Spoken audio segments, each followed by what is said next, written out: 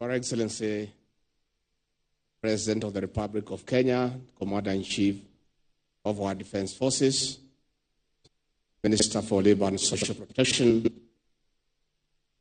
Secretary General Kotu Mzee Francis Atwoli, Executive Director of our employers, all protocols observed. Good afternoon.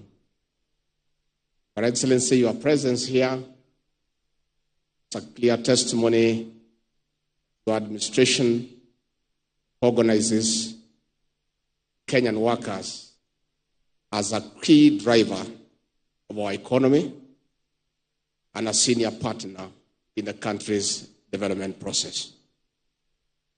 And it is for that reason, Your Excellency, workers of Kenya, and indeed the people of Kenya, want to listen to you this afternoon. My duty, therefore, is very simple. It's to request all of us to be upstanding as I request the President of the Republic of Kenya to come